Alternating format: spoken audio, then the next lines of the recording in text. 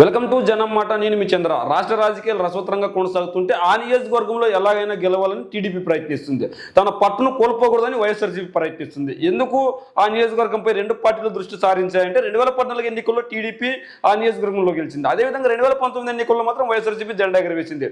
ఈ నేపథ్యంలో ఒకసారి వాళ్ళు ఇంకొకసారి వీళ్ళు గెలిచారు కాబట్టి 2024 ఎన్నికల్లో ఎలాగైనా టీడీపీ గెలవాలని చూస్తుంటే తన పట్టును కోల్పోకూడదని వైఎస్ఆర్సీపీ చూస్తుంది. మరి ఆ నియోజకవర్గం ఏదంటే ఉమ్మడి ప్రకాశం జిల్లాలోని ఒంగోలు నియోజకవర్గం. మరి ఉమ్మడి ప్రకాశం జిల్లాలోని ఒంగోలు నియోజకవర్గంలో వైఎస్ఆర్సీపీ గెలుస్తుందా టీడీపీ గెలుస్తుందా మనం ఒక అంచనా అయితే ఇద్దాం. అయితే 2014 ఎన్నికలు చూసుకున్నట్లయితే ఇక్కడ దామచర్ల జనార్దన్ రావు క్యాండిడేట్గా పోటీ చేసి 51% ఓట్లతో వైఎస్ఆర్సీపీ అభ్యర్థి అయిన బాలినేని శ్రీనివాసరెడ్డిపై గెలిచారు. దాదాపు 13,000 ఓట్ల మెజారిటీతో గెలిచారు. అంటే ఆనాడు 2014 ఎన్నికల్లో ఒంగోలు నియోజకవర్గంలో 44% మాత్రమే వైఎస్ఆర్సీపీ అభ్యర్థికి వస్తే టీడీపీ అభ్యర్థి అయిన దామచర్ల జనార్దన్ రావుకి దాదాపు 51% వచ్చింది. ఈ నేపథ్యంలో మళ్ళా 2014 ఎన్నికల్లో ఎలా దామచర్ల జనార్దన్ రావు గెలిచాడు కాబట్టి 2019 ఎన్నికల్లో కూడా ఆయనే పోటీ చేస్తే బాగుంటుందని చెప్పేసి ఆయనకి టికెట్ ఇవ్వడం జరిగింది 2019 ఎన్నికల్లో. మళ్ళీ 2019 ఎన్నికల్లో ఆయనకి టికెట్ ఇస్తే మరి 2019 ఎన్నికల్లో ఖచ్చితంగా దామచర్ల జనార్దన్ రావు ఓడిపోయి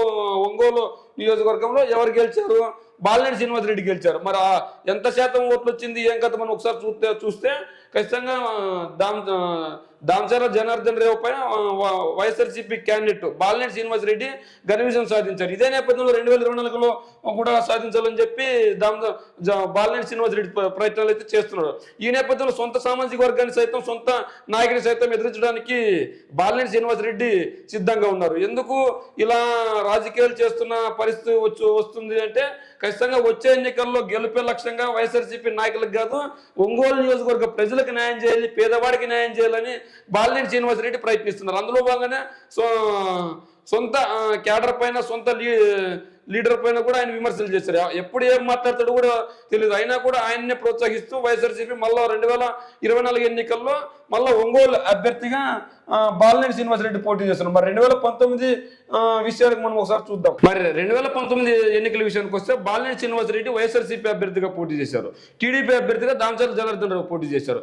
ఈ నేపథ్యంలో బాలినేని శ్రీనివాసరెడ్డికి 2014 ఎన్నికల్లో 44% ఓట్లు వస్తే టీడీపీ అభ్యర్థికి 40% ఓట్లు మాత్రమే వచ్చాయి.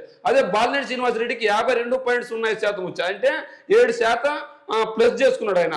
అదే దామచర్ల జనార్దన్ రావు వచ్చేసి 10% ఓట్లు మైనస్ అయ్యాయి. అంటే ఖచ్చితంగా వైఎస్ఆర్సీపీ అభ్యర్థి పర్టికులర్ గా మెజార్టీ సంపాదించుకొని ప్రజల మనసును తెచ్చుకొని బాలినేని శ్రీనివాసరెడ్డి ప్రజల్లో తిరిగారు. ఈ నేపథ్యంలో 2019 ఎన్నికల్లో ఘన విజయాన్ని కట్టబెట్టారు వైఎస్ఆర్సీపీ నాయకులు, వైఎస్ఆర్సీపీ కార్యకర్తలు, ముఖ్యంగా ఒంగోలు ప్రజలు. ఈ నేపథ్యంలో ఎలాగైనా 2024 ఎన్నికల్లో మళ్ళా ఒంగోలు నియోజకవర్గంలో జెండా ఎగరేయాలని చెప్పేసి ఇద్దరు ఎవరికి వారే పోటీ చేస్తున్నారు. ఈ నేపథ్యంలో 2014 ఎన్నికలప్పుడు టీడీపీ ఏం చేసింది అని టీడీపీ నాయకులు చెప్తుంటే 2019 ఎన్నికల తర్వాత వైఎస్ఆర్ కాంగ్రెస్ పార్టీ అధికారంలోకి వచ్చిన తర్వాత ఎన్ని సంక్షేమ పథకాలు అందించింది, పేదవాళ్ళకి ఇల్లు అందించడం ఏంది, రోడ్లు వేయడం ఏంది, ఒంగోలు నియోజకవర్గ అభివృద్ధికి ఏంది, ఇలా ఎన్ని కార్యక్రమాలు చేపట్టిందో అవన్నీ ప్రజల ముందుకు ఉంచుతున్నారు. అయితే 2014 ఎన్నికల్లో వైఎస్ఆర్ కాంగ్రెస్ పార్టీ అభ్యర్థి పైన టీడీపీ అభ్యర్థి గెలిచినప్పటికీ ప్రజలను పట్టించుకోలేదు కాబట్టి ఆ నియోజకవర్గంలో ఒంగోలు అభ్యర్థిగా మళ్ళా ఇంకొకసారి పోటీ చేసిన అభ్యర్థిని ఓడించింది. మరి ఈ నేపథ్యంలో మళ్ళా వైఎస్ఆర్ కాంగ్రెస్ పార్టీ అభ్యర్థి పైన అదే అభ్యర్థి పోటీ చేస్తుండడంతో ఖచ్చితంగా వైఎస్ఆర్ కాంగ్రెస్ పార్టీ జెండా ఎగరేయాలని చూస్తుంది. మళ్ళా బాలినేని శ్రీనివాసరెడ్డిని బరిలో దింపుతుంది. అయితే ఇక్కడ మనం ఒకటి చూడాలి. ఏ విధంగా చూడాలంటే బాలినేని శ్రీనివాసరెడ్డి సొంత లీడర్ని కూడా ఎదిరిస్తాడు. ఎందుకు? ఒంగోలు ప్రజలకు అన్యాయం జరిగితే ఖచ్చితంగా సొంత లీడర్ని కూడా ఎదిరించి మాట్లాడిన పరిస్థితి ఎన్నో ఉదాంతాలు అనుకుంటే జగన్మోహన్ రెడ్డి గారిని సైతం ఎదిరిస్తున్నాడు. తన నియోజకవర్గ ప్రజలకు మంచి చేయాలని చెప్పి. అంతేకాదు తన నియోజకవర్గాన్ని మార్చి పక్క నియోజకవర్గానికి వెళ్ళు, నీకు అక్కడ బాగుంటుందని చెప్పినా సరే లేదు, నాకు ఈ నియోజకవర్గంలోనే నిలబడతాను, ఈ నియోజకవర్గ ప్రజలకే సేవ చేశాను, ఈ నియోజకవర్గ ప్రజల కోసమే కష్టపడ్డాను, ఈ నియోజకవర్గ ప్రజల కోసమే నేను ముందున్నాను, ఖచ్చితంగా ఈ నియోజకవర్గంలో గెలిచి తీరుతాను, ఖచ్చితంగా ఈ నియోజకవర్గ ప్రజలు నన్ను ఆదరిస్తారు, ఈ నియోజకవర్గ ప్రజల కోసం ఆరాటపడ్డాను, నేను జగన్మోహన్ రెడ్డి గారి కోసం పనిచేశాను, జగన్మోహన్ రెడ్డి గారి కోసం కంటే ఈ ఒంగోలు ప్రజల కోసం ఎక్కువ మద్దతుగా పనిచేశాను, ఈ నేపథ్యంలో ఇక్కడ చేశాను. అయితే ఈ నియోజకవర్గంలో కులాల వారిగా చూసుకుంటే మెజార్టీ ఇక్కడ డామినేషన్ క్యాస్ట్ వచ్చి రెడ్డి సామాజిక వర్గం చెప్పుకోవచ్చు. ఈ రెడ్డి సామాజిక వర్గం ఓట్లు ప్రాథమికంగా ఖచ్చితంగా వైఎస్ఆర్ కాంగ్రెస్ పార్టీకి ఉంటాయి.